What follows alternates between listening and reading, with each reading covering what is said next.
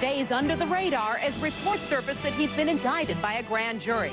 What went on in that secret courtroom and who testified? Our Mark Steines has the latest. Sources say a majority of the members of the grand jury agreed to indict the star after hearing from many witnesses, including the 14-year-old accuser himself. Everything happened behind closed doors. It's the boy, it's a psychiatrist, it's the stewardess from the airplane who served liquor. It's all sorts of people testifying negatively about Michael Jackson. There are 20 members of the grand jury, and obviously 12 of them did agree that there's enough evidence there to go to trial. Court TV's Diane Diamond tells ET the news of the indictment leaked out last night after jurors were reportedly transported in vans with darkened windows to the Santa Barbara courthouse. I hear that the grand jury foreman then went to the courtroom to actually file the official indictment papers. Just where was Michael Jackson when the news broke? I understand that Michael Jackson is still with his children in Orlando, Florida. They wanted to go to Disney World. Is he a flight risk? You bet he is. He may have some financial trouble, but he's got lots and lots of money, and lots of money can buy you a flight to anywhere you want. Jackson's defense team reacted to the indictment by saying that the singer is innocent and that the indictment was merely a formal accusation. Transcripts of the grand jury proceedings will be made available to Jackson's lawyers within 10 days. They will then be made public 10 days after that, unless Jackson's team can convince a judge doing so could taint a future jury pool. Donald Trump is standing up for Jackson. Via telephone, he told CNN's Larry King Live that he doesn't believe the charges. He lived in Trump Tower. I knew what was happening with Michael Jackson. You know what was happening? Absolutely nothing. If Jackson is arraigned in Santa Maria on April 30th for the second time, he will have to be in court and will once again plead not guilty.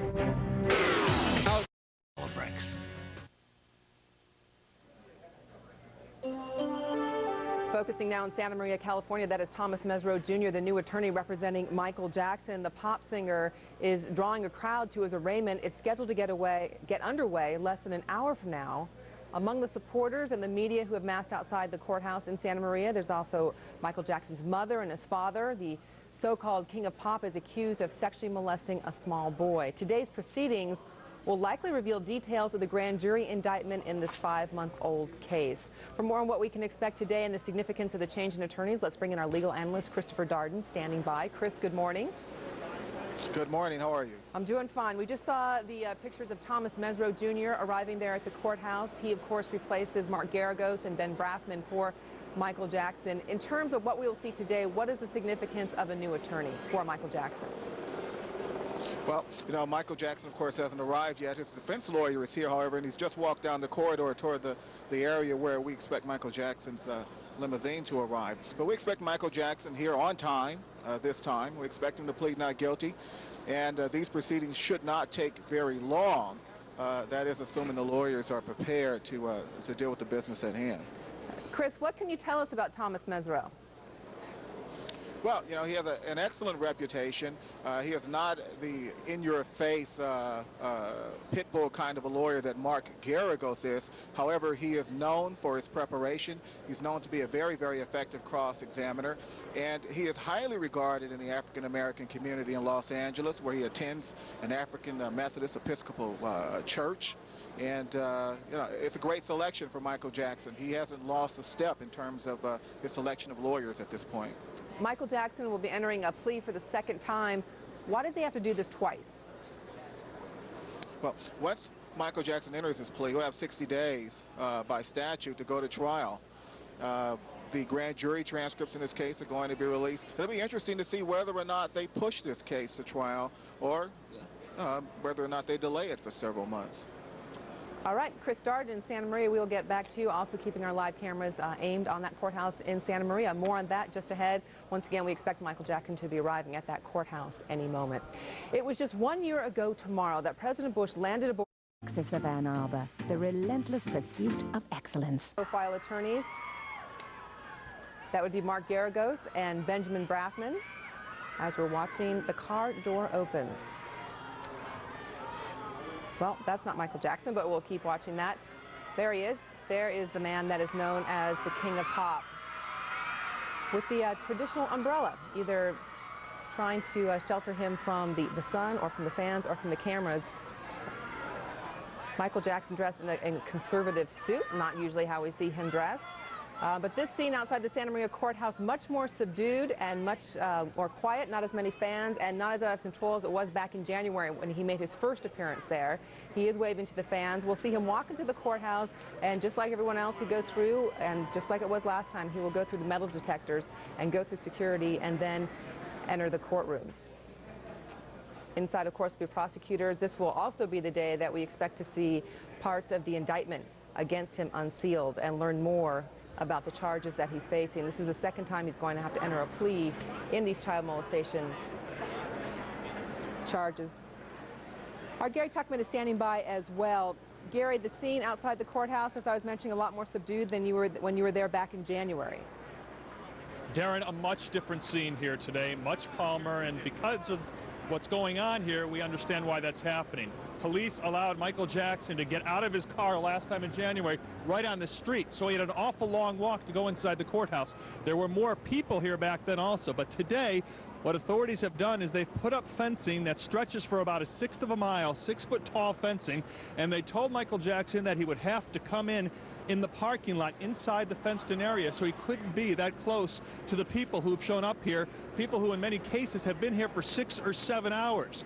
Many of the people were sleeping in blankets at 1 and 2 in the morning because it was a cold evening by California standards, but it's certainly not as crowded. There are a few hundred people here right now. We can tell you they're well represented from all over the world. We've seen people from 5 continents here, from North America. We've talked to people from Argentina. We've seen people from Asia, from Japan. We've seen people from England, from Europe, and we've seen Australians who are here. Well, but Gary, I don't know. It's worked out quite calmly. Let me just jump in here because I don't know if you're able to see the same monitor that we're watching, but you're able to see that. Apparently, Michael Jackson and some of his people not too happy about what we're able to see inside the courthouse, because as he walked through security, and as you can see, well, you can't see, but what's happening is first Michael Jackson put his hand over the camera that's there in the courthouse, and now we're watching either his security detail or somebody that is there with him put his hand in front of the lens. We are able to see a little bit through the fingers of that hand. We're going to keep that camera up, though, and see exactly what we can watch inside this courthouse as we do that. And the umbrella is open inside the courthouse as well. Perhaps we're going to try to use that to block the camera and Michael Jackson. While we're doing that and while we're watching this very interesting scene inside the courthouse in Santa Maria, Gary, talk about the change in charges that might take place here today. Right, Darren, we can see the picture now, and you're right, that is quite an unusual scene, not what you'd expect to see after Michael Jackson jumped on the car last time and was told by his attorneys to perhaps behave a little better this time, that here security people would participate in that kind of activity with cameras that have been allowed inside. But what's going to happen today is the judge is going to announce the details of the indictment handed up by the grand jury. Michael Jackson had been charged with 7 counts of lewd acts on a child under the age of 14. And 2 counts of giving the child alcohol. We're not sure if those are the exact counts that the grand jury has indicted Michael Jackson on, but we will find out inside the courthouse when the judge announces the exact charges against Michael Jackson. And once again, we're watching the scene from inside the courtroom. More people inside the courthouse making their way into the courtroom. We also saw by his side Thomas Mesereau Jr. Let's talk a little bit about the change of legal representation for Michael Jackson. Gary. I'm sorry, Darren. It's a little hard to hear. One of the reasons it's so hard to hear today is because the news helicopters are flying above our heads. It makes a lot of noise. But what has happened is Michael Jackson basically says he fired his 2 main attorneys, Mark Garagos and Ben Brafman.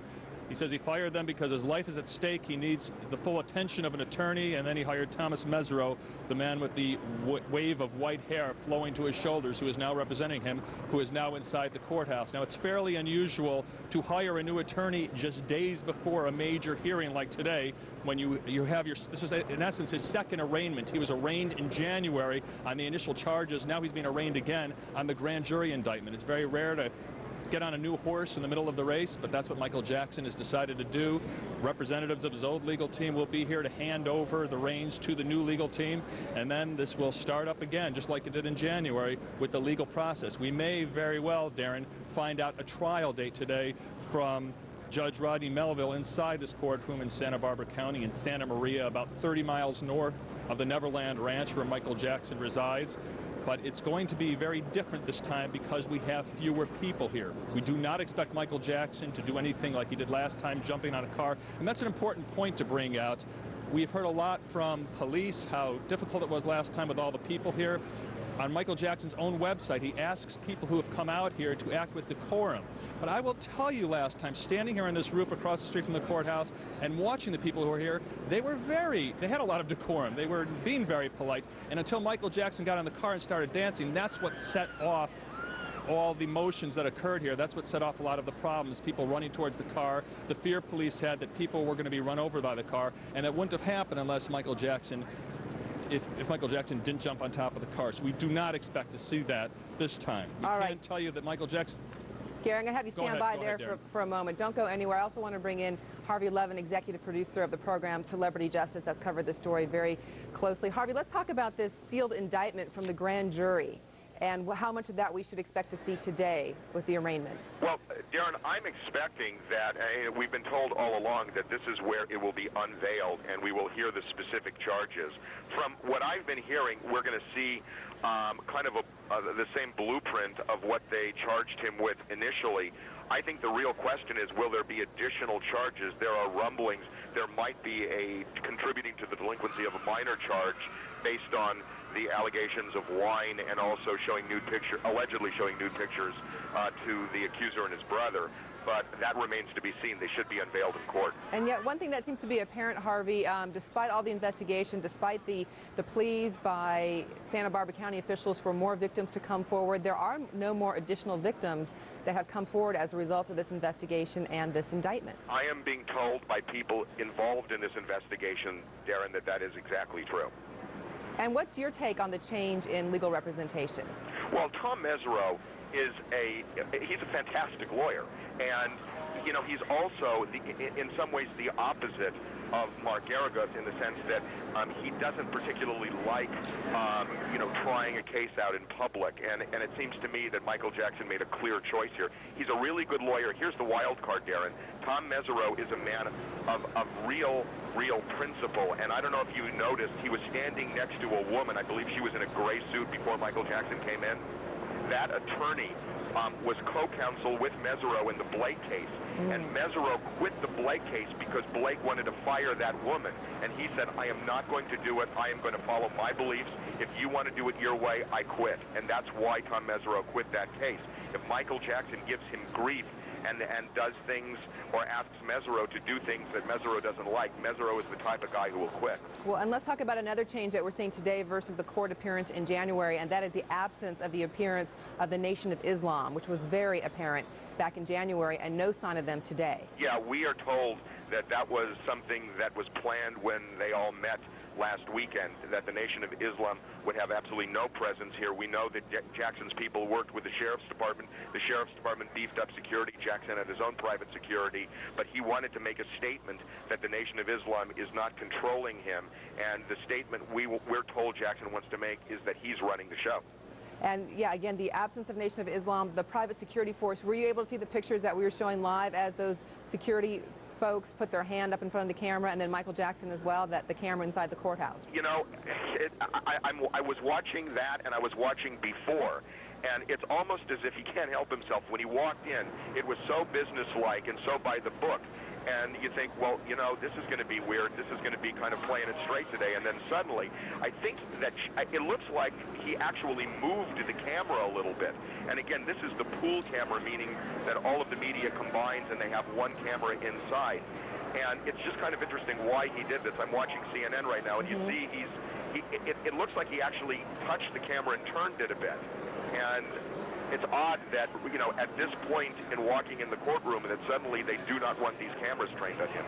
Let me ask you another question, and we should point out there are no cameras in the courtroom today. I want to ask you a question in terms of legal strategy here. The defense attorneys will get the grand jury transcripts as of today, as I understand that. What do they do with those, and how can that help or hurt them and the prosecution leading up to the trial? Well, there were rumblings, Darren, that Geragos might have challenged the grand jury based on the extreme secrecy and allegations that some of the people were actually intimidated.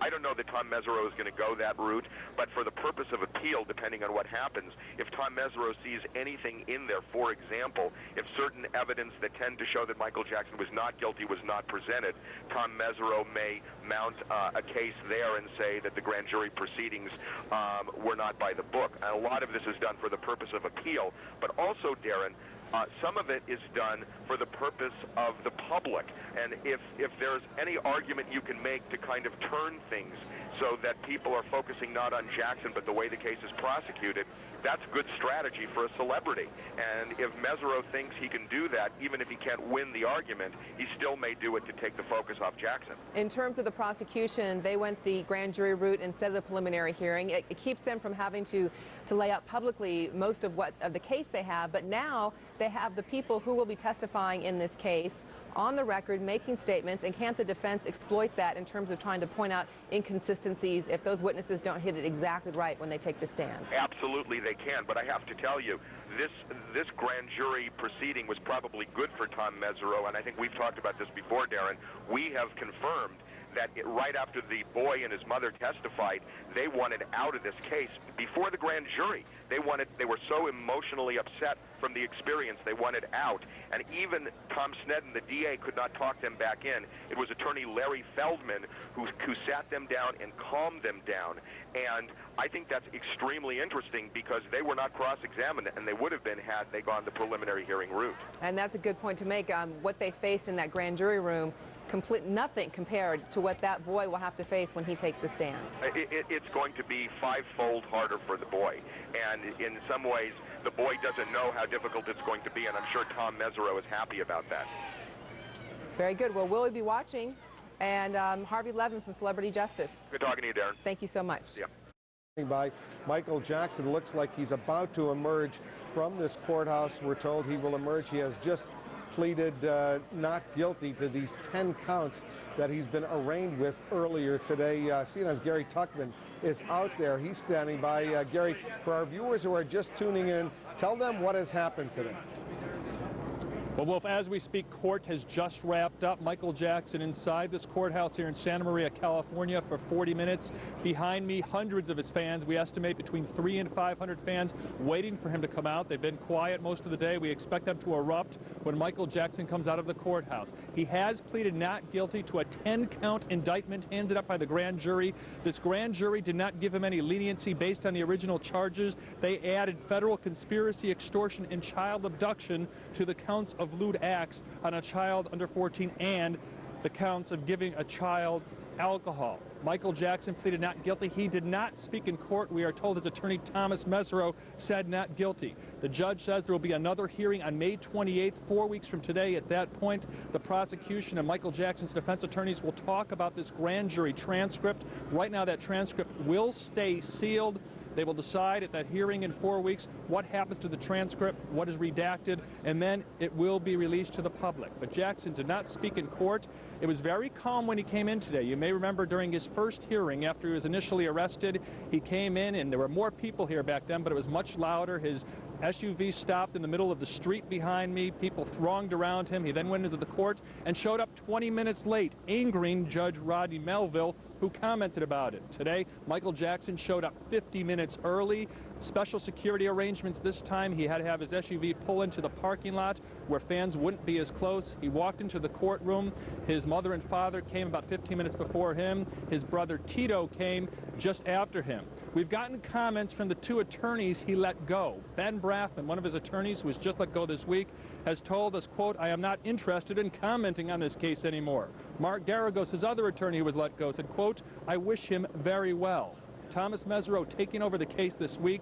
The Nation of Islam security forces who guarded him as he came into the court in January, not part of it anymore, a private security force. And we got a high-profile look at that security force because when Michael Jackson went inside the courthouse, Jackson blocked a camera that was set up there from shooting his picture. The camera's been allowed by the judge. It's one camera for all the news media from all over the world covering it. We all share the pictures. And then a member of the security force actually grabbed the camera, touched the camera, blocked the camera, didn't allow it to be used to take pictures of Michael Jackson as he walked in, finally leaving as Michael Jackson entered the courtroom. But we are told court is over. People are now coming out, and you will know when Michael Jackson, the king of pop, comes out, because when the 45-year-old walks outside of the courtroom, the people behind me will erupt.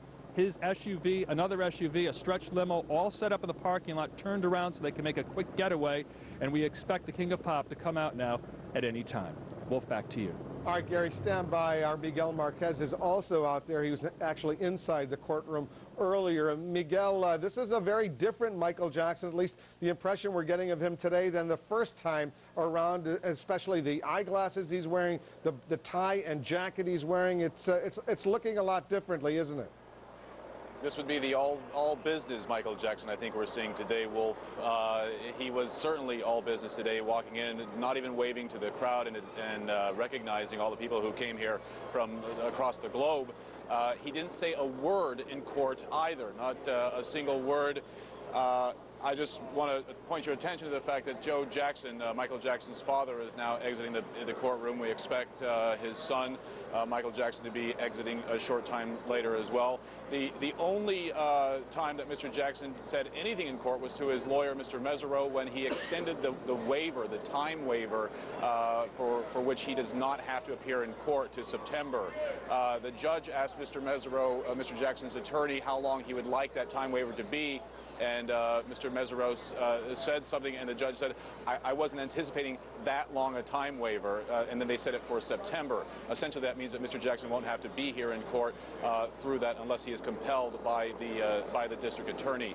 A couple of other sort of housekeeping matters that they dealt with today is that the judge is sealing the indictment of the grand jury, but is releasing a redacted version of that indictment to the press. He's also sealing the transcript of the grand jury. When those grand jurors hear testimony, there is a complete and full transcript of every single word that occurs during that grand jury process, and that is going to be made available to the defense, but not public. Typically, those grand jury paperwork becomes public after 10 days. That will not be the case here. On the 28th of May, there will be another hearing for both sides, defense and prosecution, to discuss that indictment or that transcript and what parts of it they would like to be redacted. And then at that point, we may get a look at some of what the grand jury actually heard in this case. The other piece of evidence that the judge is going to keep under wraps for now is search warrants. He indicated that he wants to keep certain search warrants sealed because he wants to protect both the alleged minor victims in this case and ensure that a jury can be found, and a fair jury can be found for Mr. Jackson. Wolf? Miguel, stand by. Just want to update our viewers. Those are the doors from the courtroom. We're expecting Michael Jackson to be walking through those doors momentarily. We'll see if he does walk through. We'll show you those pictures live as they happen. We see some motion right now, obviously, going through some of his advisors, family, friends. There he is, the king of pop, Michael Jackson, leaving the courtroom. He'll be walking outside. We'll be hearing a tumultuous round of applause, enthusiasm for him from all of his supporters out there. The man in the white hair who's back to us, that's Thomas Mesereau, his new attorney. He's getting into that elevator right now as well, together with the rest of his legal team. Michael Jackson pleaded not guilty to 10 counts that were formally announced earlier, just within the past hour or so. Kendall Coffey, a former U.S. attorney, is standing by. He's going to help us better understand what has happened today. Kendall, tell our viewers what you understand has occurred. Well, the important thing is we now know what the charges are that the grand jury has returned. Sometime in the summer of 2003, when these horrific allegations of child molestation were being made. The charges, possibly more... Michael Jackson, surrounded by his friends, his supporters, his admirers out there. Kendall Coffey, based on your experience in these kinds of very preliminary hearings, but let's listen in. Someone's speaking right now. Let's see what they're saying. Yes. You sat next to Michael Jackson at the beginning. He seemed to be gesturing at the camera, him and his attorney. What were they doing? I couldn't tell what they were talking about. They just seemed to be talking and analyzing the courtroom situation. That was Mr. Mesereau's first time, I think, in the courtroom, so they may have been discussing that, but I didn't hear them. Did he seem animated or agitated? He looked a little... No, not that I saw. He seemed to be focused and quiet. I understand you're a civil attorney and you represent the media, but overall, what's your reaction to the difference in the charges and the fact that this conspiracy case has come up now?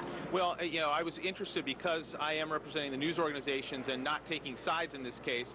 But in terms of looking for new information, those first charges that the judge read seemed to be new and involve the other allegations concerning what happened once it appeared charges might be launched. So that will be something that we'll want to seek to unseal because, as I've said before, we think it's important for the public to get as much information as possible about the official proceedings in the court. Indictments are traditionally public documents. There are sensitive issues in this case. We know that. The judge, we think, can protect those interests, but at the same time release as much information as possible so that the public can understand what's happening in the case.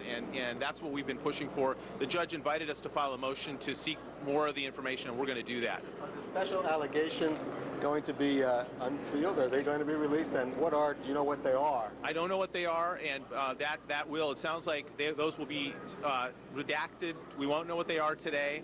That will be something that we will ask the court to unseal because it's important for both sides. It's important for the defendant that the public can see the nature of the allegations and scrutinize and criticize and understand them. And it's important for the prosecutors so that the public will have confidence in what the prosecutors are doing by looking at the information and the evidence that they have brought forth for the prosecution. So that's why we're going to seek to unseal the information. The general nature of such special allegations that could relate I wouldn't want to speculate. I just don't know. What the difference is in this case versus a regular case, a garden variety case, in terms of the level of secrecy and what your concern is about future cases. Does it give the impression that Jackson is getting a special kind of justice that the average defendant might not be getting? It is quite different from the ordinary case in several respects. First, since there's a minor involved, some level of secrecy is to be expected. But what has been happening in many of these high-profile cases is that where there's great public attention, that's where we see more secrecy. And that really turns on its head the presumption of openness that the First Amendment enforces. So there is a trend in this direction that is disturbing. In the Martha Stewart case, the Court of Appeals noted that openness is better for the system and it protects the fair trial rights of the defendant and of the prosecution. That's why we've been fighting so hard for it. So I think there is a danger that this will spread, and as we've argued in a petition to the California Supreme Court, where the public's attention is riveted on the courthouse, that's when it's the most important for the public to see as much as they can about what's happening inside the courtroom and in the briefs and in the indictments, particularly the official indictment by a prosecutor of a defendant. And in most cases, indictments are public.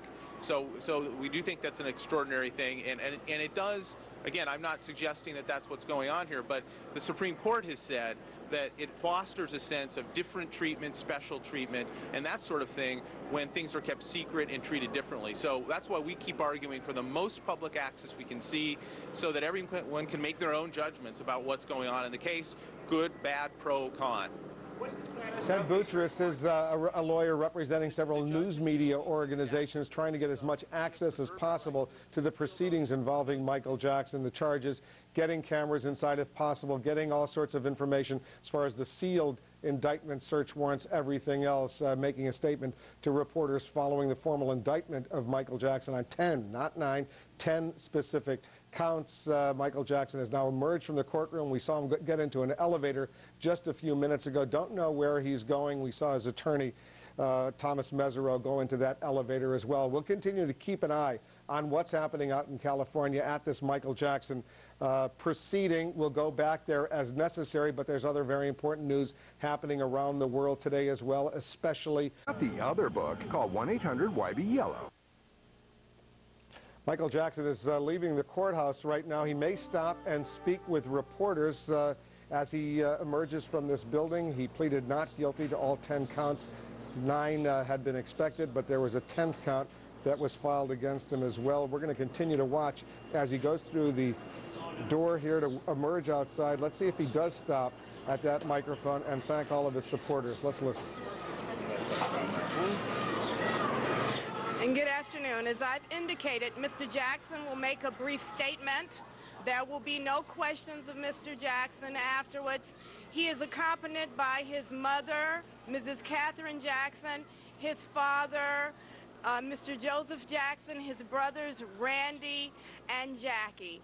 After Mr. Jackson's statement, his lead attorney, Mr. Mesereau, will then come forward and make a statement. But there will be no questions of Mr. Jackson. Thank you.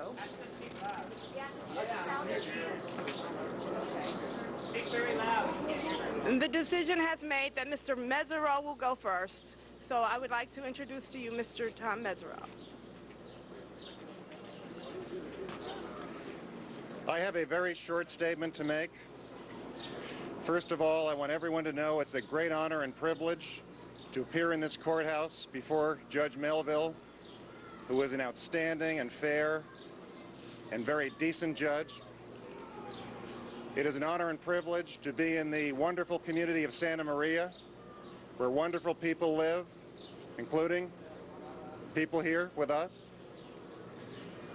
And I want to make clear what this case is about. This case is not about lawyers or anyone else becoming celebrities. This defense is going to be conducted with professionalism and dignity at all times. This case is about one thing only. It's about the dignity, the integrity, the decency, the honor, the charity, the innocence, and the complete vindication of a wonderful human being named Michael Jackson. Thank you. Mr. Mesereau, do you have a question? No.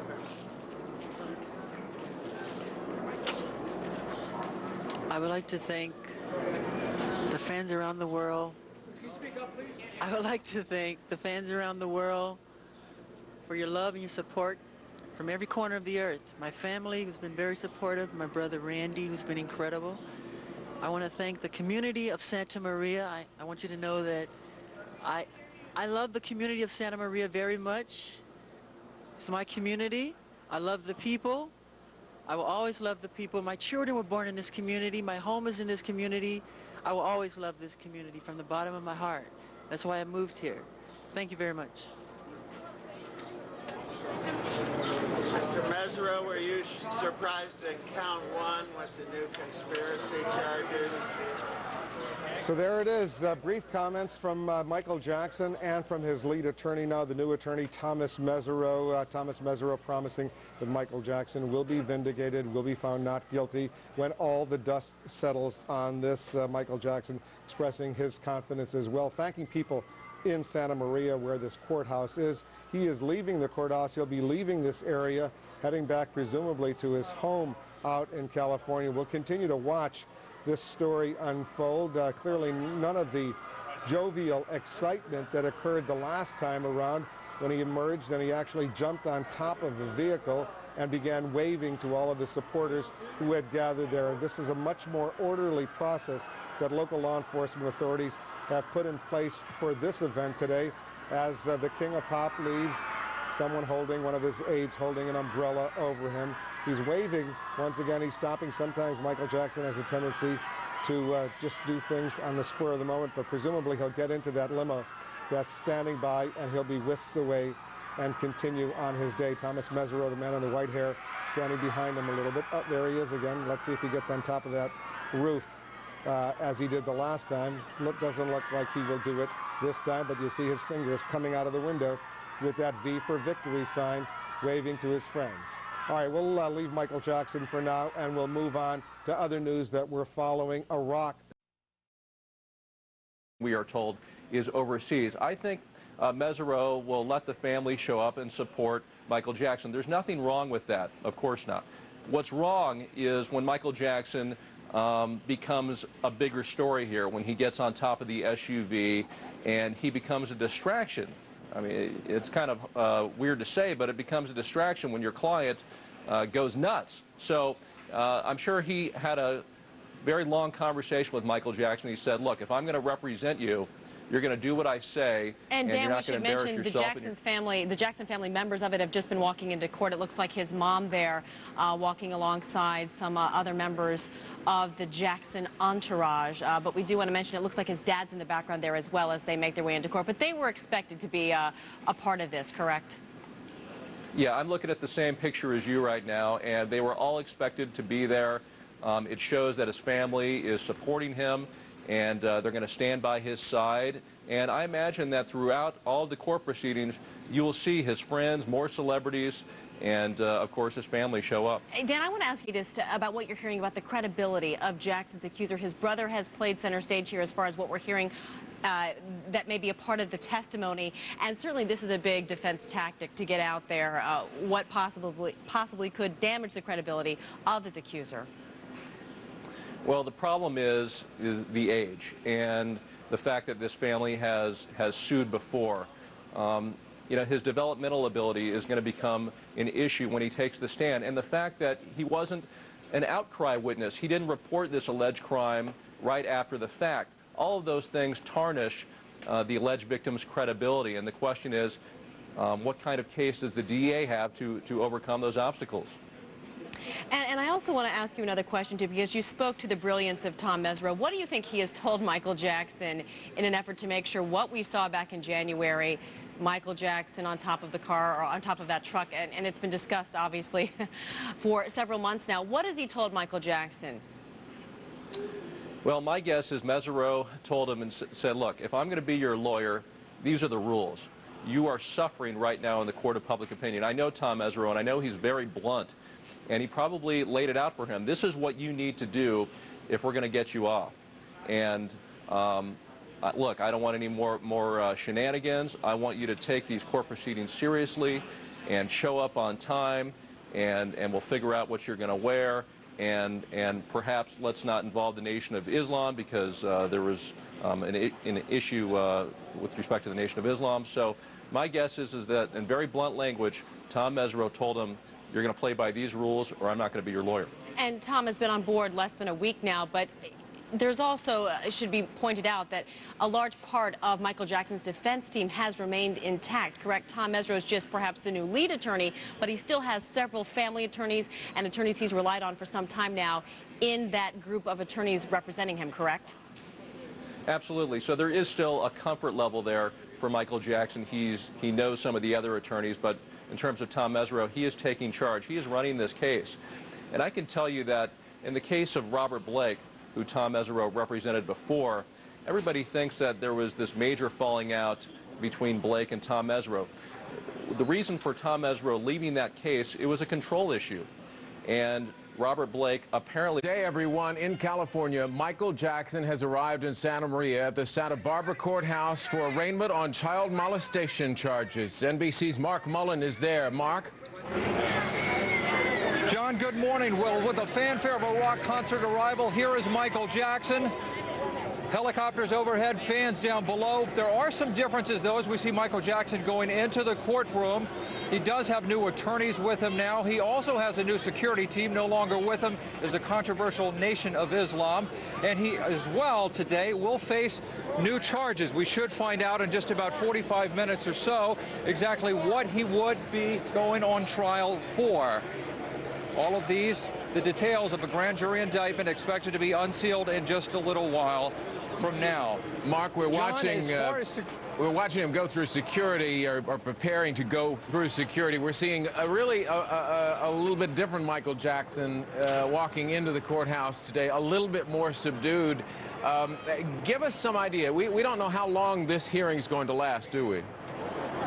No, we don't at this point, because remember, the contents of a grand jury indictment are sealed. So basically, we technically shouldn't even know that he has been indicted. It's just through NBC sources that we have learned that. But the details of this will be spelled out once it gets in court. Remember, those of you who have been following this case, he was originally brought to court during the last time. Let me just stop you right there, Mark, because what we were looking at is Michael Jackson putting his hand over the camera inside the area where he had walked through the metal detector, and then one of his either security people or the people in his entourage holding their hands over the cameras. If you remember the last time Michael Jackson came to the courthouse, he seemed to be concerned after walking through security about the cameras that were inside, and there he is again, encouraging, I believe, his security folks, it appears anyway, someone with an earpiece in their ear, to put their hands over the cameras that have been set up inside the courthouse to take his picture as they search him, which is the practice for all people that walk into these courthouses now before this hearing. So that's what you're looking at. Mark, go ahead. No, it is indeed, and it's also a different scene that we had last time as well, when Michael Jackson actually had his own photographer with him. We'll remember that. But the point that you made a moment ago is a good one, John, in that it is more subdued, and I don't think that that is by accident. I mean, with his new counsel and also with the further involvement of his family, what they're trying to do is not create more of a legal sideshow, of which there were many following this last time. Of course, well, you know, I have to tell you, as you say that, we have just seen, it appears, another sideshow from Michael Jackson as he walked into the courtroom this morning, because it did not go as smoothly as I would suspect his attorney, Thomas Mesereau, might have hoped as he walked into this courthouse. This is of Michael Jackson. We're going to bring in Jim Thomas, who was right there on the scene. Jim, describe what you're seeing. I can see, but I can't hear. The fans are really letting Michael know that they're here for him. He's about ready to get Jim Thomas is having some difficulty hearing. It's a crazy scene. Not nearly as crazy, we should point out, however, as the last court appearance. The last time we saw him up on top of the SUV, he climbed in very quickly. He is inside and waving to his fans now. Michael Jackson, as he heads off now to his ranch, we presume. Jim Thomas, are you with us? Can you hear us now? I can hear you. Can you hear me? Yeah, we can hear you. Go ahead. Speak loudly, though, please. Well, it's pretty loud. It's pretty loud here, so it's kind of hard to hear. But Michael Jackson just got into the black SUV with his mother and his father, and the rest of the entourage will be getting into the black SUV behind. A lot of noise. There's obviously no jumping on the vehicle. He came out. Everything seemed to be fairly subdued and orderly. His attorney is still standing by. So they'll be leaving here shortly and supposedly going to a pizza parlor, I think either in Solvang or Buellton, for some of the friends and fans and family, as I understand it. But it is a marked difference in what it was in January. Much more orderly, much more subdued. I think maybe that has to do with some of the new charges. Jim, we're going to ask you to hold on. We're going to throw it to Dan Abrams, who's there on the scene. Dan, tell us what you can see. Shot a joke. Well, Jim has a little bit of a better vantage point. I'm looking at Jim right now, who's standing literally, Jim is standing only inches away from where Michael Jackson is getting into his car. So I would say if there's a little break here in the noise, Jim can actually see slightly better than I can. Jim, is he back in the car? The car's not left. They're about ready to put the people in the cars behind, which would include part of his family and the rest of the entourage. But he is currently in the very front vehicle, which I suspect will be leaving momentarily. He's totally surrounded by his security people. Apparently he rolled down his window. He's waving to the fans that are over by the fence on the other side of the car.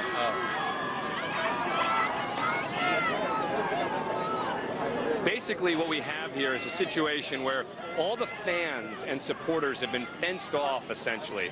They're behind a fence, and Michael Jackson is essentially rolling down his window and waving to the fans in support.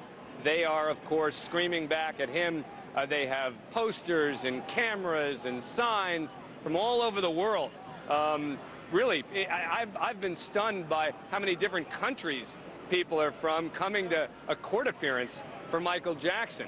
But they are here. Jackson's car still up.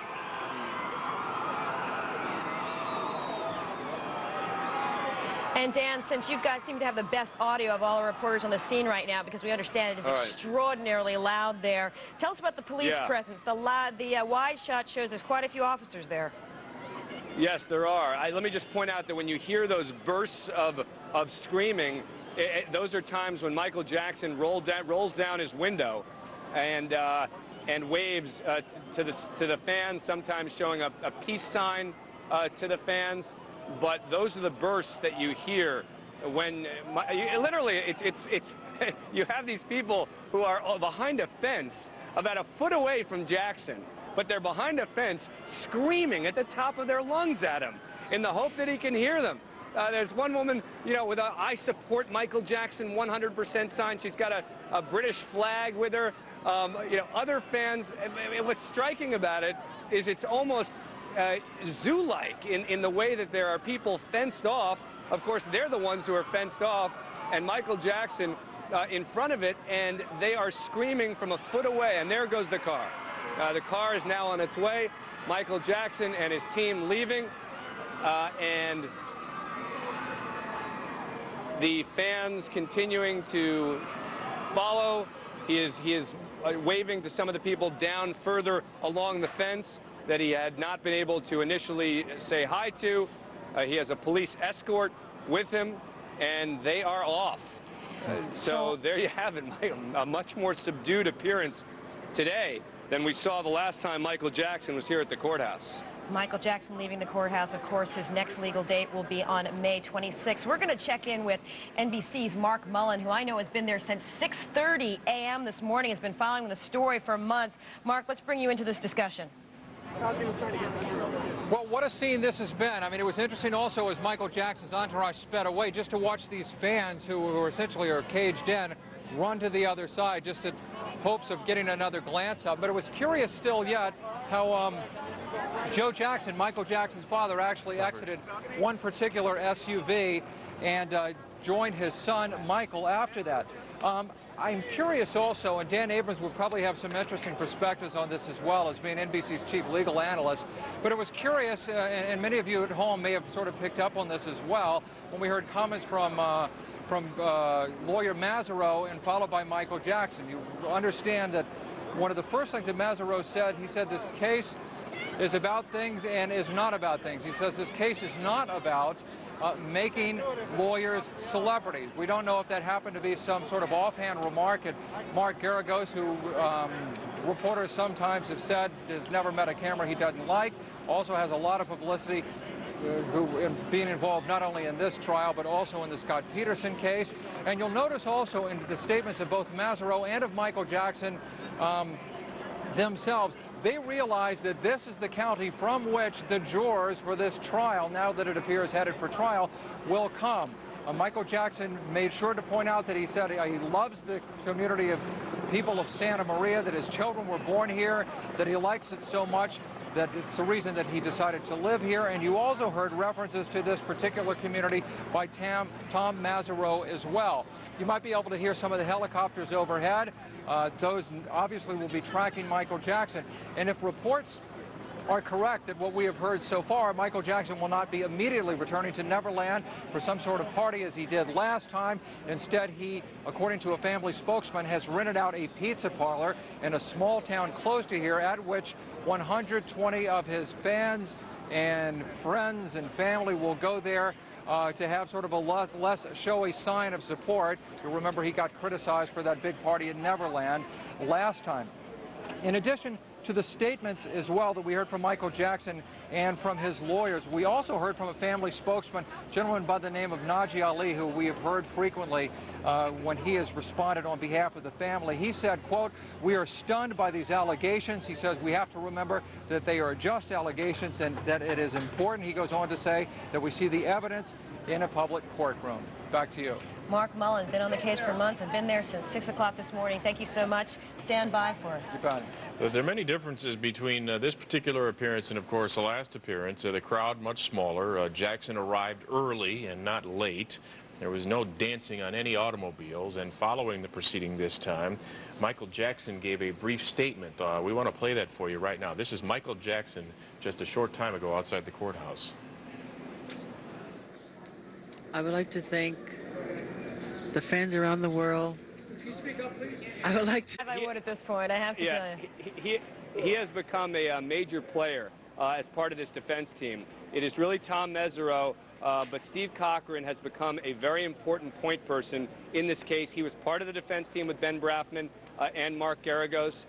He continues to be a big decision maker as part of the defense team, and expect to see an expanding role on his part, although it doesn't sound like he's really going to tell us exactly what that role is going to be. I just want to break in for a moment, Dan. What people are seeing on their screens are sketches from the court this morning. Obviously, that is Tom Mazzaro sitting next to Michael Jackson in the courtroom. Let me get back to this count one. What I was trying to ask you as you were trying to snag an interview was... Yeah. Any thoughts, you've been following this case a long time, on who the other conspirator might be from the Department of the Obvious? You don't conspire alone. Yeah, there were two employees of Michael Jackson's who are represented by Joe Tacopina, who is a well-known New York attorney, and there had been a lot of talk that they might be indicted for false imprisonment. They might be indicted for trying to intimidate the witnesses. They might be indicted for some of these counts that this conspiracy mentions. And when you have a conspiracy, there are other people who have to be part of the conspiracy. Now, it is possible you can have what are called unindicted co-conspirators, meaning people who weren't actually indicted but who were part of the conspiracy, they believe. But I would expect that there would probably be some other indictments of other Jackson employees in connection with that conspiracy count. And also, this false imprisonment count doesn't necessarily refer to the young man that is at the center of this case. This may refer to his family? Could refer to his mother, could refer to his family. Child abduction obviously has to be the abduction of a child. Corporation. CNN, America's campaign headquarters. Welcome back. We're closely watching 3 high-profile criminal cases this hour. Significant developments could come in the Kobe Bryant case, the Michael Jackson child abuse case, and the Scott Peterson case. We've got reporters posted outside all 3 courts to bring you the latest. CNN's Chris Lawrence is covering the Kobe Bryant story. Thelma Gutierrez is doing duty in the Michael Jackson case. Rusty Dornan is over at the Scott Peterson trial. Up first, Thelma Gutierrez. Thelma, it looks like a little movement happening where you are. Tell our viewers what's going on. Yeah, that's right, Wolf. In fact, you can hear a group of about 60 supporters behind the fence right on the side of us chanting Michael Jackson, and they're also chanting that he is innocent. They're screaming and cheering right now. You can see a bus that has just pulled up a few moments ago. We're not quite sure if Michael Jackson is on that bus, but we were told that he would arrive along with his parents, his brothers, and his sisters. So far, we have seen lead defense attorney Tom Mesereau, who has walked up to the bus. Joe Jackson has walked off. Again, we are not sure who else is on the bus. They have not yet walked out. Now, this hearing is scheduled to begin about 10 o'clock Pacific time, but we're told that everyone is expected to be in court by 9:30 this morning. Now, Jackson has not been required to attend any of the pre-trial hearings, but this is one where he does want to attend because it gives him an opportunity to actually face off against the prosecutor who has been after him since 1993, and that man, of course, is Tom Sneddon. Now, the district attorney, Tom Sneddon, was recently subpoenaed by defense attorney Tom Mesereau. Mesereau will have a chance to question Sneddon this morning about personal surveillance that he conducted at a private investigator's office. Now, this was all before Jackson was actually charged. That private investigator, Bradley Miller, was working for Jackson's former attorney, Mark Garagos, and videotapes and files were actually seized from his office. It was testified that Santa Barbara Sheriff's officials actually went into that office and to that personal conference room. They broke in with a sledgehammer and actually retrieved videotapes and files. Now, the defense hopes to show that Sneddon violated the attorney-client privilege and therefore violated Jackson's right to a fair trial. Again, the defense claims that if it is shown that those items were seized illegally, that all of that ought to be thrown out of court. And again, we are here, Wolf, awaiting that bus. We're trying to see who exactly is on that bus. Again, many fans here chanting Michael Jackson's name, but he has not yet walked off the bus, if indeed he is on. Wolf? Thelma, the man we're seeing on our screen, Tom Mesereau, the man with the long white hair, he's the criminal defense attorney representing Michael Jackson. Give our viewers a sense of some perspective. How many of Michael Jackson's fans, supporters, would you guess are out there today in force? Whenever anything involves Michael Jackson in court, you never have it simple. This is obviously a flamboyant arrival if in fact he's on that bus. But how many fans do you think there are there today? Well, Wolf, when we arrived earlier today, it was kind of interesting because there were about 24, and as the morning wore on, more people started arriving. Right now, if I just took a guess, I would say easily between 60 and 100 people out here. Some are carrying banners and signs saying Michael Jackson is innocent. They're all chanting out here, of course, waiting to catch a glimpse of the pop star. All right, Thelma, we're going to come back to you, and we'll keep one eye out on that door, see if Michael Jackson walks out of that huge bus in which we were told he would be arriving and making his appearance in the courtroom. It's supposed to start the formal proceeding in about a half an hour, and he will be in that courtroom, at least we were told. We'll keep an eye out on that. We're also keeping an eye out on developments in the Kobe Bryant case as well. Let's go to Eagle, Colorado. About 2 weeks after Laci Peterson disappeared, and 1 day after Scott Peterson tells Amber Frey, look, it's my wife that's missing, I've been lying to you, and that sort of thing.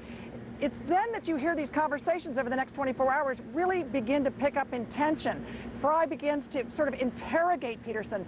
You know, why didn't you tell me this? Why have you been lying to me? Do you know what happened? And that sort of thing. And in the conversation that the jurors are listening to now, she acknowledges some of her worst fears.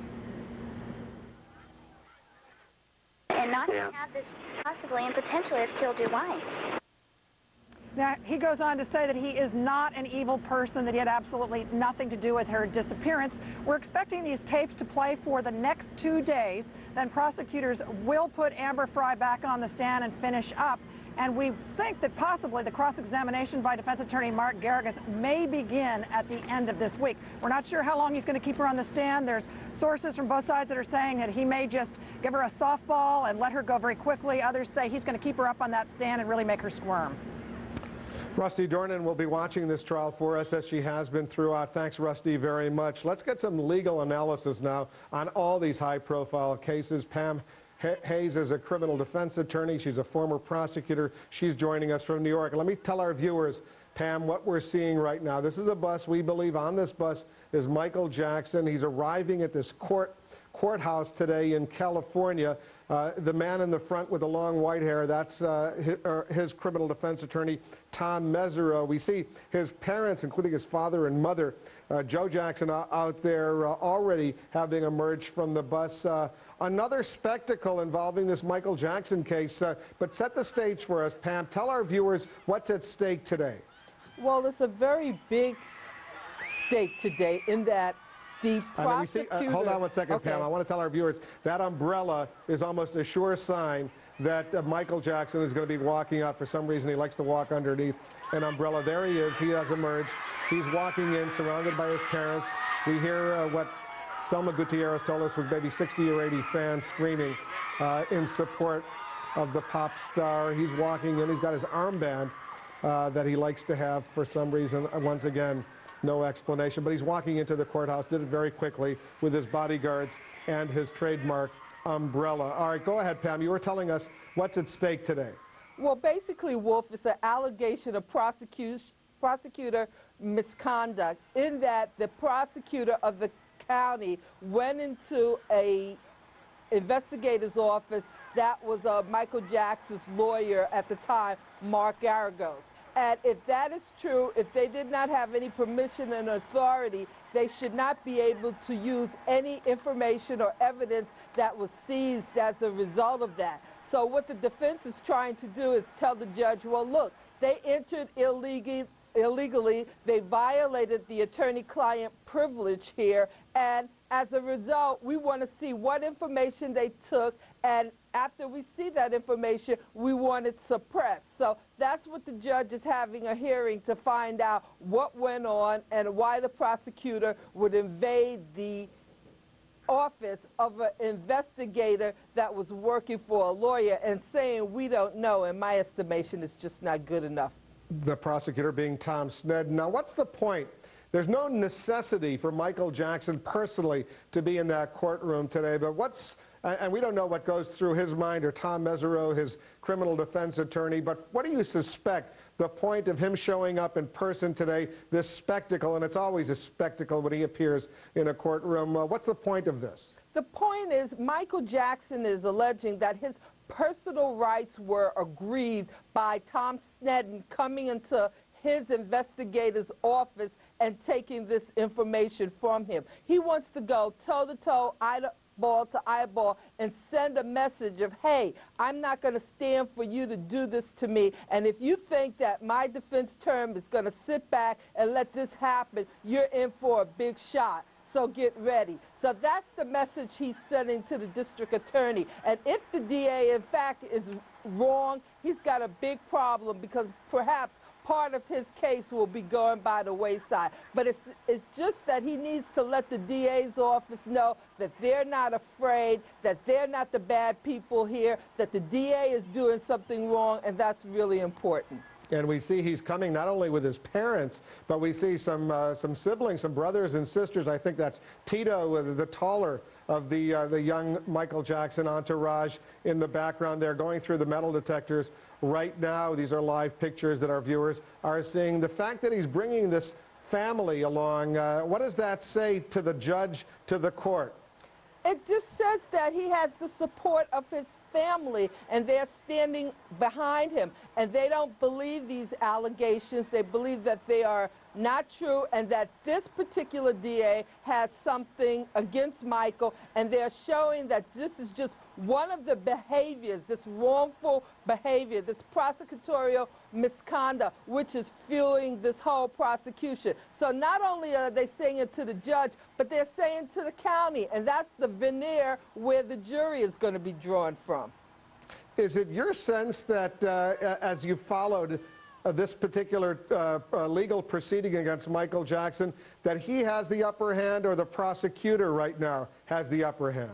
Well, I would think whenever someone is accusing you of misconduct, you don't generally have the upper hand. In this case, the prosecution has a lot of things going against them, but this is not helpful for them, because they don't want to be perceived as having a vendetta, not having facts and real evidence. And clearly, if they have done something wrong, as the defense alleges, I would say that the defense has the upper hand for this hearing. And technically, Wolf, he should be at all of his hearings. Why should he be technically at all of his hearings? Technically, what does that mean? It means that if you want someone to understand you're really interested in this, unless you have to be somewhere else for work, or you're sick or something like that, you should be in the courtroom most times whenever your lawyer is there, just to show the interest that you have in maintaining your own innocence. So I would tell him, let's get ready. You come to court every time I'm there, unless it's something really insignificant. But this is big. We're now showing the videotape. This is what happened when he walked off the bus just a little while ago. He did suffer somewhat of a legal setback, Michael Jackson and his legal team, when the courts discovered that they had no reason to believe that he had been abused in any way by the police officers or the prosecutors. Once he was first picked up, they said they didn't see any evidence of wrongdoing, as he has alleged. Does this play well for the prosecution? I don't think it plays well for either one of them. I mean, it's really crazy that, he's saying he was abused. If he feels that he's abused, he'll sue them in civil court. But that's not the real focus here. The real focus here, as in all of these cases, did the allegations which the prosecutor brought, are they true? Did Michael Jackson molest this child, give him alcohol, or do whatever else? It's all going to crank down to whether they have the evidence to prove that. And if they don't, they're going to have the same problems that they have in Kobe Bryant. All right, well, speaking of Kobe Bryant, we only have a few seconds left. Give us an assessment, Pam. A lot of observers thinking this criminal case against Kobe Bryant is... Ed Lavendero live there from the destruction that hurricane has caused. We'll continue to follow that story now. Live pictures once again, Santa Maria, California. Let's listen in just for a second here.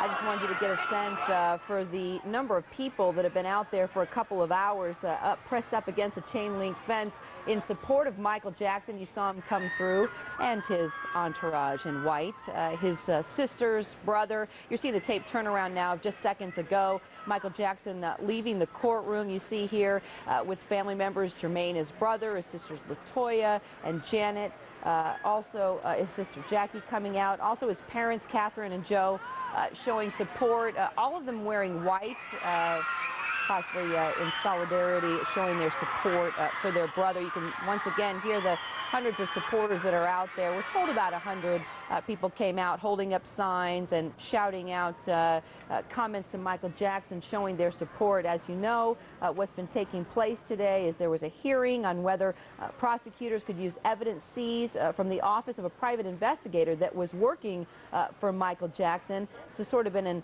ongoing back and forth between Michael Jackson and the DA of Santa Barbara County, Tom Sneeden. These are still live pictures here as we're seeing the attorneys come out of the courtroom. Right now, we don't know exactly what happened as the Santa Barbara County DA took to the stand today. Not quite sure if indeed we heard from Michael Jackson, but Thelma Gutierrez is live on the scene. She'll be working that. We'll bring you information when we hear more of anything that was said and took place in court. As you know, the hearing is recessed until about 4:30 Eastern Time. Right now, Michael Jackson, his family, they arrived in this camper earlier today, arriving to the courtroom, now spending their recess inside this camper. Supporters on the outside, you can see Jackson's legal team here out in front of the camper. Jackson had arrived with quite a security detail in addition to his lawyers, all dressed in white, as we were saying. Quite a public relations flourish, I guess you could say, with Jackson attending this pre-trial hearing. Here's tape turning around once again. You saw his brother there coming out of the courtroom. These are members of his security detail. Michael Jackson with his parents also, and his siblings, Jermaine, Janet, Jackie, and LaToya, all there to show their support for their brother as they were coming out of the courtroom. As you know, Santa Barbara County DA Attorney Tom Sneeden and Michael Jackson has sort of had this ongoing relationship, I guess you could say, for a number of years. Sneeden filing charges against the singer for child molestation years back. Almost a decade later, once again, that's what we're seeing happen in Santa Barbara, or Santa Maria, rather, California. Live pictures, once again, outside the courtroom. You can see right in front of the courthouse there in Santa Maria, the camper that pulled up inside Michael Jackson, his family, a number of his security detail, and our Thelma Gutierrez. She's also there at the scene outside of the courthouse. Thelma, once again, it was just like when they arrived, going in and then leaving the courtroom, you could hear a number of Michael Jackson's fans screaming and shouting out to him. But put it into perspective. How many people are there, and what do we know about what took place in the courtroom so far during this pretrial hearing?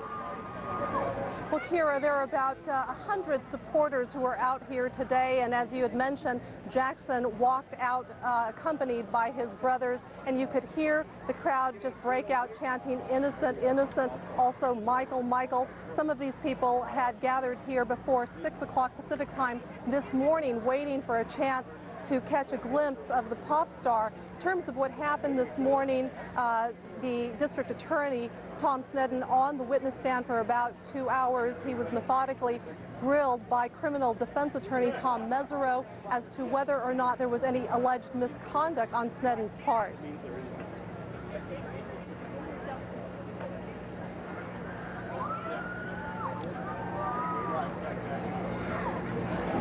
Kira, also, we can let you know that in today's preliminary hearing, which is expected to last about a week, the defense attorney wants to establish whether or not Sneeden knew of a connection between the private investigator and also Mark Geragos, who was Jackson's former attorney. They say that that he should have known that there was correspondence between Mark Geragos and the private investigator, though Sneeden has said that he had absolutely no knowledge at all. Kira? Thelma, sort of put in perspective, you've been covering this story, you've been in Los Angeles for more than a decade. For our viewers, kind of establish here the relationship between Michael Jackson and Tom Sneeden, the DA. This goes way back. This goes back, I believe, close to a decade, right? And so what happened in court today is sort of this ongoing kind of legal and personal battle between these two. Well, Kira, before I go into that, let me mention that who you're seeing right there is Joe Jackson, Michael's father, who is leaving the courthouse. Again, they did just break for lunch recently. But, you know, there is quite a history, as you had mentioned, Kira. It goes back quite a few years, back to 1993. And Michael Jackson had wanted to be in court today, though he had absolutely no requirement to be here today, to be able to face off with Tom Sneddon, again, the man who had been after him on molestation charges back in 1993. And so these two have a long history, a long personal history together. Thelma Gutierrez outside the courtroom there in Santa Maria, California, as Michael Jackson left court with his family. Live pictures now as they are in the middle of a recess in this pretrial hearing. Thelma will continue to follow and check in with you. Thanks so much. And that recess will last until 4:30 Eastern Time. In other news, CNN's Rusty Dornan is following the drama in the Scott Peterson murder trial in Redwood City. Rusty, what's the latest? Well, last week it was cooing words of love.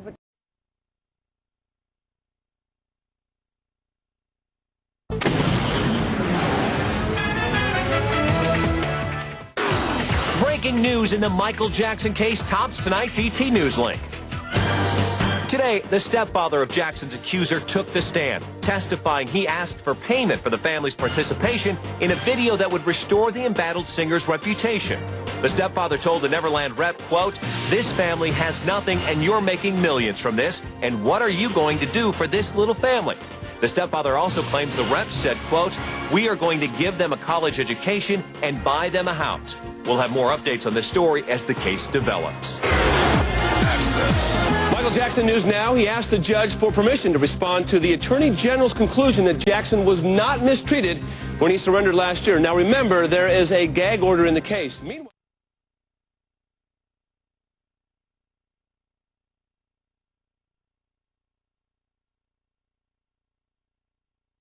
and news on why Michael Jackson may be in trouble with the judge. Michael Jackson doesn't get what court is all about. And speaking of family, yesterday Michael Jackson and his family were a vision in white as they entered the Santa Maria courthouse. Now today, new information on the Sneddon-Jackson face-off and what the judge thought of Michael's behavior. Now I'm going to tell you, I don't think the judge was very happy at that. Michael Jackson's superstar grandstanding, according to Court TV's Diane Diamond, it once again has him in trouble with the judge. He wasn't happy when Michael Jackson, after his first arraignment, jumped on top of the car and waved to the crowd, and I hear he wasn't happy at the little demonstration out here yesterday. The demonstration included Jackson with LaToya on one arm and Janet on the other, all dressed in angel white, strolling around the courthouse grounds, mingling with fans. It never ceases to amaze me that Michael Jackson doesn't get what court is all about. This is serious stuff. These are criminal felony charges. If he's convicted of only one of them, he goes to jail for 8 years. It's not the fans he has to impress here. It's the judge.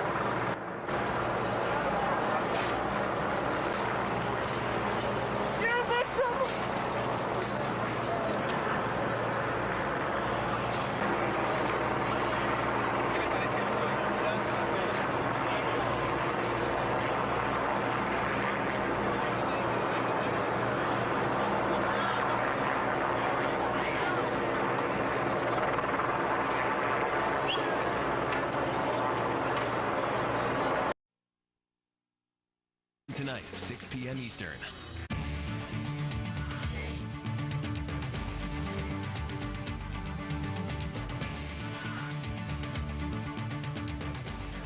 Michael Jackson faces the mother of his accuser today in court. The pop star and members of his family are attending a hearing in the child molestation case today, and they struck a unified look-all dressed in white. All right, CNN's Miguel Marquez has those details and more from Santa Maria, California. This is expected to be the last day of a suppression of evidence hearing that has dragged on for 2 weeks. Michael Jackson is here listening to the evidence offered by the accuser's mother. She in court for the first time. The point of this lengthy hearing, Jackson's lawyers hope to have reams of evidence tossed out. Their claims, evidence seized from the office of a Beverly Hills private investigator, never should have been taken because the investigator worked for Mark Geragos, Michael Jackson's former attorney, and all that information, all that evidence should be covered under attorney-client privilege. They are also arguing that the search of Neverland Ranch exceeded the scope of the warrant, and much of that evidence should be tossed out as well. Tom Mesereau Jr., Michael Jackson's attorney, has been cleared by the judge to make a statement after this because of all this information that is leaked out about Michael Jackson over the last several weeks. He will do that at the conclusion of today's hearing. Miguel Marquez, CNN, Santa Maria, California. There's now a dramatic day in a California courtroom. Superstar Michael Jackson going face-to-face with the woman who says he molested her son. The court's in a quick break right now, so CNN's Miguel Marquez darted outside to give us an update. Miguel, what's the latest?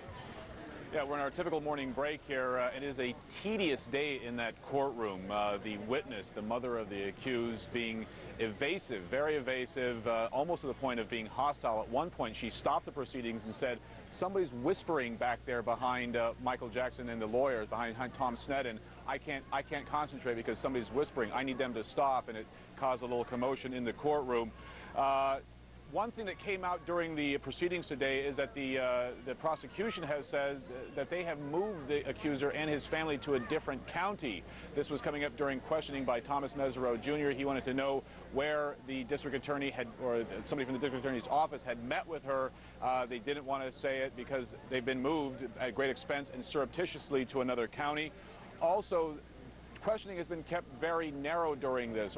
Lawyers argued before she took the stand. Tom Mesereau Jr. saying that to the judge, not in front of her, that she had claimed at one point that her ex-husband had molested her child and that her ex-husband had also imprisoned her son. It was an objection raised. The judge cut him off at that point and said that the questioning in this case is going to have to be much narrower. She referred continually to everybody associated with Michael Jackson, Bradley Miller, his private investigator, and Mark Geragos, Michael Jackson's former attorney, collectively as his damage control people or damage control team, not wanting to admit essentially that she had known them. She did finally admit that she had had a conversation or an interview with Bradley Miller, this private investigator, and then went on to admit that she told another lawyer, Bill Dickerman, that it was Mark Geragos he needed to contact in order to get her furniture back that Bradley Miller, this private investigator, was holding. It seems simple and small, but if they can prove this point, the defense lawyers believe they can prove that the prosecution knew or should have known that Bradley Miller was working for Mark Geragos. Therefore, everything in his office would be off limits to a jury. Miles? All right, Miguel, the entire Jackson clan and entourage wearing white today. What's that all about?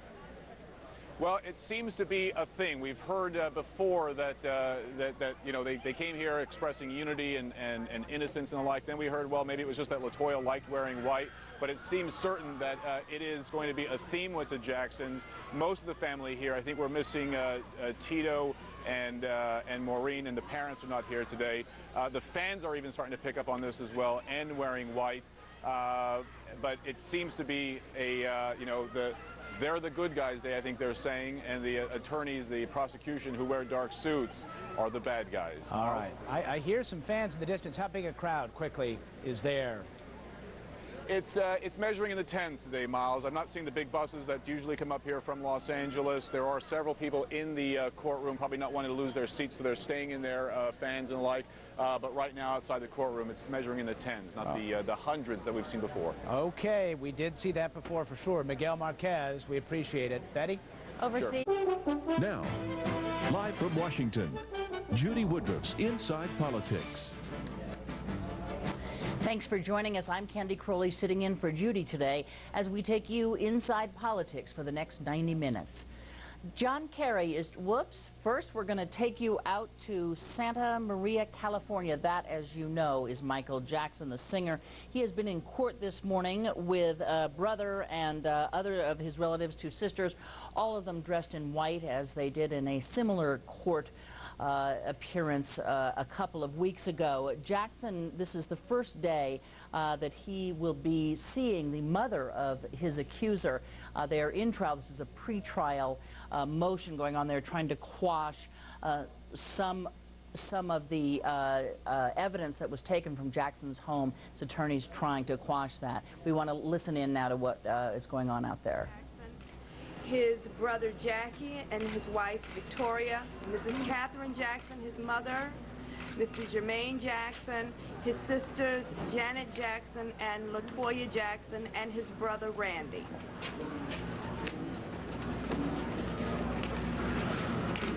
Tom Mesereau should be coming shortly. Mr. Jackson, be up here.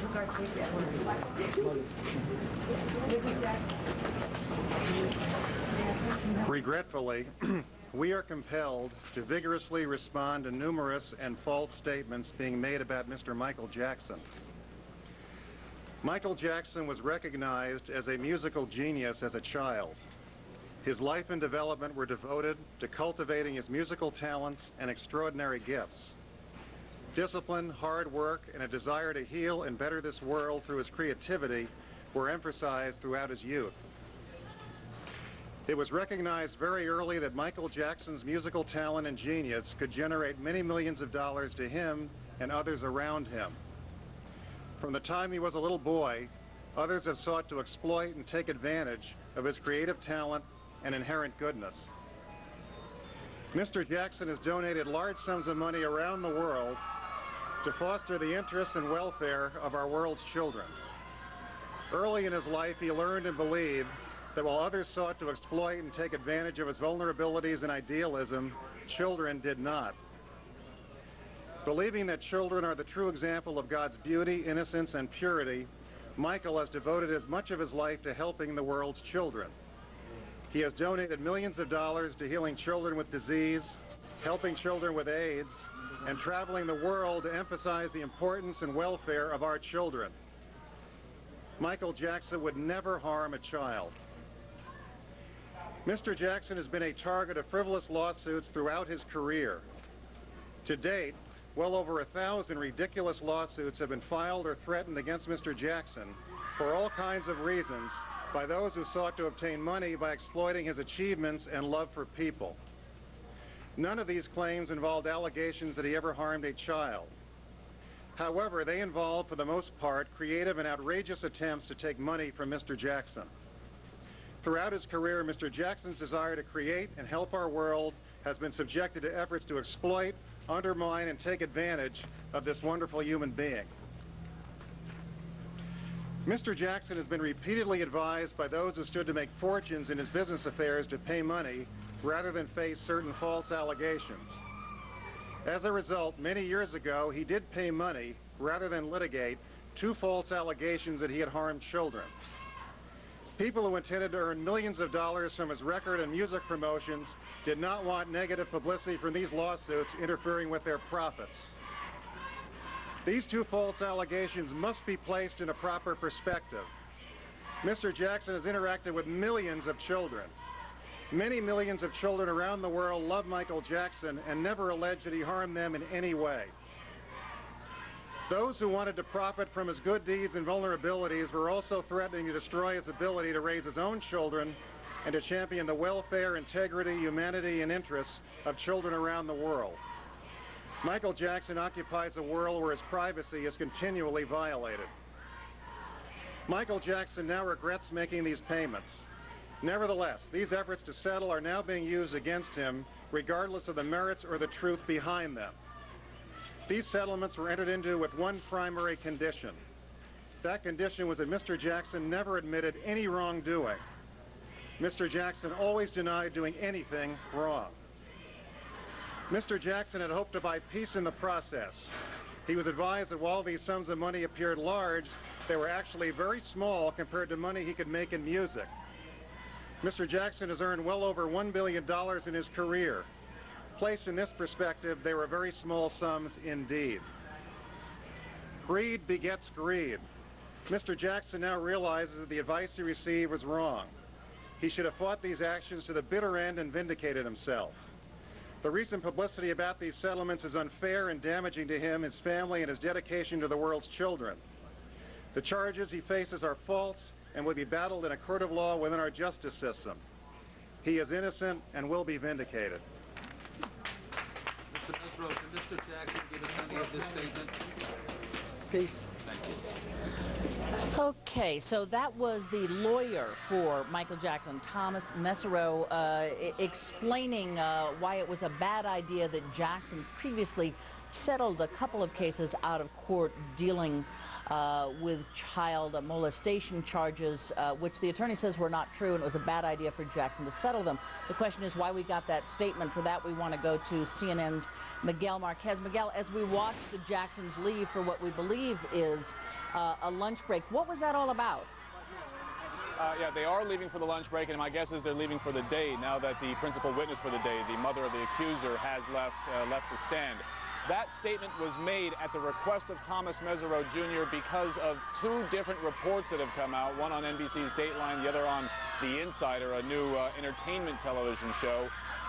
Those reports deal with, the NBC show anyway, dealt with some accusations made from 1993 that yet another individual had been paid off by Jackson, a